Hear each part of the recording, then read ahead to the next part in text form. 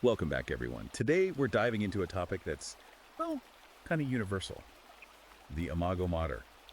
You might be thinking, what's that? Well, it's basically a fancy term for the archetype of motherhood. But we're not just talking about, like, the biological stuff here. Right, and what's so interesting is that the Imago Mater, it's not just some random idea. We see it everywhere in all these different cultures, religions, across history. It kind of makes you think, wow, this must be pretty deep in our minds, right? Absolutely. And get this. For this deep dive, we didn't just stick to one type of source. We're talking myths, Yeah. the latest research, personal stories. It's like putting together a giant puzzle, right? To figure out what this powerful force is all about. Yeah, that's key. I mean, think about it. The Imago Mater touches on everything: biology, psychology, spirituality. It's not just about one thing, it's about the whole experience of motherhood and how it affects us all. Okay, so let's break this down. The book starts with the science. It mentions something called maternal imprinting, which sounds kind of intense. It is. This is where the book gets really interesting. It talks about how, like, from the moment a child is born, a mother's care literally shapes how their brain develops. Whoa, really? Yeah, think about it. A mother's scent, her voice, her touch. These aren't just comforting, they're actually building the foundation for the child's future. So those early interactions, they're actually like wiring the brain for certain outcomes. Exactly. A newborn's brain, it's this super complex system, right? And it's being molded by its surroundings. And who's the most important person in those surroundings? The mother. Whether she's there or not has a huge impact on how that brain develops, especially when it comes to emotions, social stuff, even how smart they get. The book mentions oxytocin, the love hormone. What does that have to do with all this? Well, when a mother touches her baby, it releases oxytocin in both of them. It's what gives you that warm, fuzzy feeling, that bond. But here's the thing, oxytocin does way more than just make you feel good. It actually helps neurons and synapses grow in the baby's brain. So it's like physically building the brain. Yeah, pretty much. It's laying down the infrastructure for healthy development. Wow, that's crazy. Makes you realize how important that early bond is. But the book doesn't stop there, right? It also talks about the spiritual side of the Imago Mater. Right. And this is where things get really interesting. The book looks at how this idea of a mother goddess shows up in tons of different cultures, like Isis in ancient Egypt, Guanyin in Buddhism. These powerful figures, they represent the life-giving energy of motherhood. So it's like everyone kind of gets this idea that motherhood is connected to something bigger than us, something almost mystical. Yeah, exactly. And these goddesses, they weren't just about having babies. They represented huge GE concepts, like the cycle of life, the balance between creation and destruction, even the whole idea of existence itself. It's a powerful way to think about motherhood as a force that connects us to something way bigger than our own lives. Okay, so we've got the science of how a mother affects a child's brain, and this spiritual view of motherhood as this, like, divine power. What other aspects of the Imago Mater does the book look at? Well, one of the biggest themes is the idea of maternal sacrifice. And we're not talking about, like, heroic acts necessarily. It's about the everyday things mothers do, putting their own needs last, working tirelessly, constantly giving to their kids. It's interesting you bring that up, because I think a lot of people, they don't fully grasp all the sacrifices mothers make, Yeah, especially these days. it's true. And the book makes a really good point. It says this sacrifice, even though it's beautiful and often necessary, can be a double-edged sword. It can teach kids gratitude, resilience, but it can also make them feel obligated, even guilty. It's this complex thing that we should definitely explore more as we go deeper. Yeah, for sure. It makes you realize that even something as positive as a mother sacrifice can have, like, unintended consequences. It's about understanding all the different layers of this archetype. Exactly. And that's what we're going to do as we keep diving into the Imago Mater. There's so much more to uncover. And it's going to make us rethink some of our assumptions and see motherhood in a whole new light. Well, I'm hooked already. Yeah. And we've only just scratched the surface. I feel like I'm already seeing motherhood in a totally different way. Oh, this is just the beginning. As we go deeper into the psychological, societal, even the cosmic dimensions of the Imago Mater, you're going to gain a whole new understanding of this powerful force and how it's shaped humanity. So, we were talking about all the different facets of the Imago Mater, and the book really goes deep on the psychology of it all. Oh, yeah, totally. Like, what goes on in our minds because of all this? Exactly. And one of the coolest things it talks about is the mother as a healer. Ooh, okay. This is interesting. I mean, we all know moms can make things better when we're kids, right? Yeah. But is there like actual science behind that. There is. The book goes into all this research on like the physical effects of a mother's care. Like, get this. Studies show that when a mom touches her baby, it can actually reduce pain and help them heal faster. Seriously. So it's not just about feeling love, there's actually something happening in the body too. Yep. And it's not just about physical wounds either. The book talks about how a mother's comfort is huge for helping kids deal with, emotional stuff, trauma even. It's like her love creates this safe space where they can process those tough emotions and start to heal. It's funny, thinking back to when I was a kid, no matter what was going on, my mom always had this way of making me feel safe, like everything was going to be okay. Just being around her calmed me down. And that's not just you. Research shows that when kids get that consistent, loving care from their mothers, they're more likely to, bounce back from tough stuff. They develop better coping skills, It's like that early experience of being loved sets them up for better mental health later on. That's pretty powerful stuff. It shows just how much mothers shape us emotionally, even as adults. But the book doesn't just focus on the science, right? It goes into the spiritual side of this healing power too, doesn't it? It does, and it's really cool how this whole mother as a healer idea pops up in myths and religions all over the world. Like, think about the Virgin Mary in Christianity or Guanyin in Buddhism. Yeah. They're always shown as having this divine power to heal and protect, right? Like, they embody that nurturing, compassionate energy we associate with mothers. Just like this primal human need we all have, Yep. right? For comfort, for protection, for healing.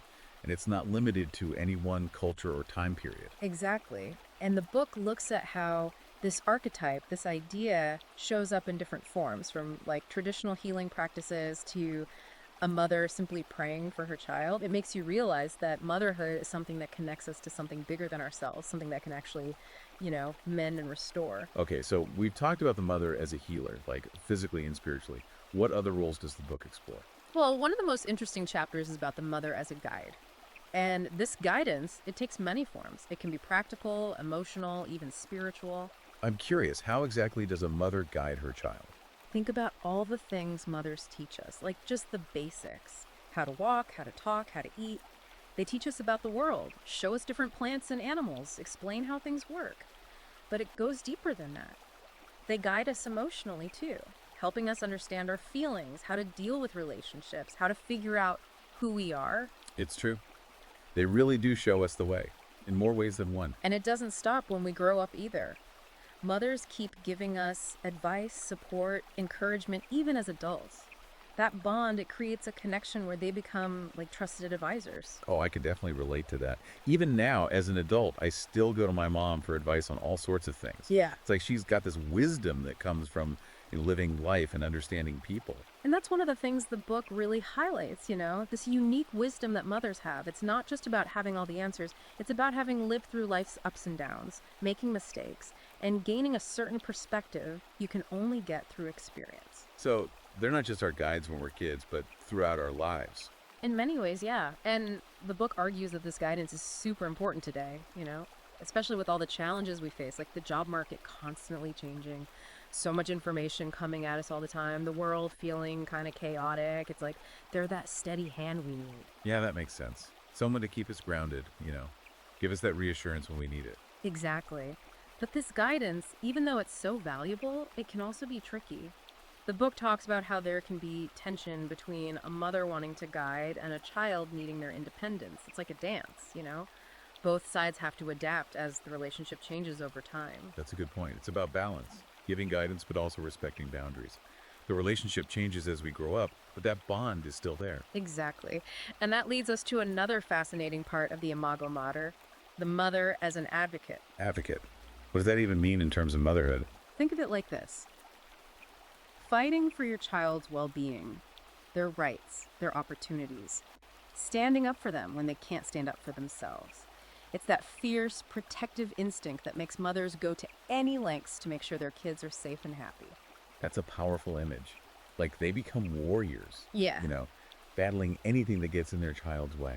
And the book has some amazing examples of this. Mothers who fought for their kids to get an education or who advocated for social change that helped entire communities. It shows how a mother's love can be this force for good, creating positive change in a more just world.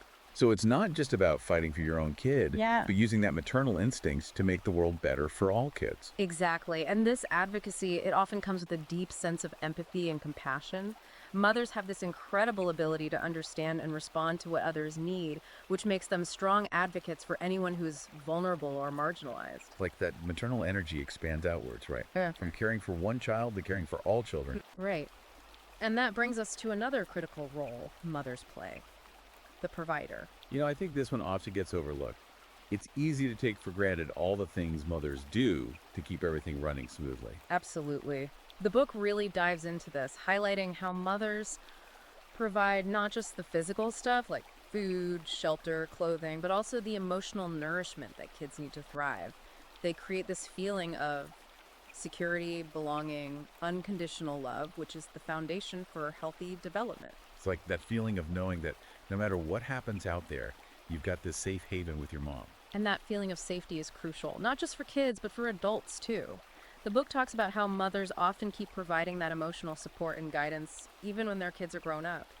It shows that the bond between a mother and child can be a source of strength throughout their lives. And it's not just about meeting those immediate needs either, right? Mothers are always thinking ahead about setting their kids up for success later on. Right. They're always teaching values, life skills, providing opportunities to learn and grow. They're setting the stage for their kids' future. It's like they're investing in their kids, both emotionally and practically. Exactly. And this investment often comes with sacrifice. The book talks about how mothers constantly put their own needs aside to make sure their kids are okay, whether it's working extra hours to pay the bills or giving up their own ambitions to focus on family. It's like they're always weighing their own wants against what their kids need, making choices that put their family first. And those decisions are tough. The book acknowledges that. Mothers have to make difficult choices, compromises, trying to balance their own fulfillment with the demands of motherhood. It's a reminder that motherhood isn't always easy or glamorous. It takes hard work, sacrifice, and making those tough calls. It is. And yet, mothers keep showing up, giving their all, nurturing the next generation. That's why this Imago Mater, this idea of motherhood, is so powerful. It's a force that goes beyond individual lives, shaping history and influencing the whole fabric of society. It's true. Like mothers are the unsung heroes, quietly shaping the world through their love, care, and commitment to their kids. And as we keep exploring this archetype, we'll see how that influence goes way beyond individual families, impacting communities, cultures, even how humans have evolved. The Imago Mater is something that deserves our attention, respect, and gratitude. So we've covered a lot of ground: healer, guide, advocate, provider. But the book goes even further, suggesting this whole Imago Mater thing, it has like a cosmic dimension. Yeah, it gets pretty wild. The book argues that motherhood isn't just about our experiences here on Earth. It links to something much bigger, something that's woven into the fabric of existence itself. Okay, I'm intrigued. What do you mean by that? Well, think about all those creation myths we find in different cultures. There's often a mother goddess at the heart of it all, the source of life, the primordial womb, all that. Like, she's where everything comes from. So it's like saying that impulse to create, to nurture, it's built into the universe itself. Exactly. And it's not just mythology either. The book looks at biology too, points out that drive to nurture, to protect, it's not just a human thing. You see it in tons of animals all across the animal kingdom. Like, it's hardwired into life itself, something that pushes evolution forward. Wow, that's pretty amazing when you think about it. We kind of take those instincts for granted. But zooming out like this, it's kind of awe-inspiring, like we're tapping into a universal energy. Right. And the book gets even more out there. It even touches on some mind-blowing theories, like the idea that the universe itself is this self-organizing system, constantly pushing for more complexity, more connection. It suggests this drive to create, to nurture. It's not just biology. It might actually be a fundamental law of reality. Okay, now we're getting deep. So we're going with this cosmic perspective. What does it mean for mothers? Well, the book says that, in a way, mothers are like co-creators with the universe. They bring new life into the world, nurture and shape that life, pass on knowledge and wisdom from past generations. It's like they're the bridge between the past, present, and future. That's a pretty profound way to look at it. Like they're carrying the torch of humanity. It is, and it shows how important this role is. Mothers have a huge responsibility, recognizing how sacred life is, understanding that their choices ripple out and affect way more than just their families. But the book doesn't just stay up in the clouds, right? It brings it back down to earth, and looks at the real-life struggles of mothers today. Oh, totally. It's very grounded in reality. The book acknowledges that being a mother these days is tough. It talks about all the challenges, juggling work and family, the constant pressure of social media, feeling overwhelmed by all the information out there. It's true. Mothers today are facing a whole different set of obstacles than previous generations did. Exactly. And the book really stresses how important self-care is for mothers. It encourages them to build support systems, set boundaries, and push back against all those crazy expectations society puts on them. It's about giving themselves a break, right? Allowing themselves to be human, to mess up sometimes, to figure out what works best for them and their families. Yeah, there's no right way to be a mother. And the book celebrates all those different ways. It shares stories of mothers from all walks of life, all facing different things, figuring out their own paths.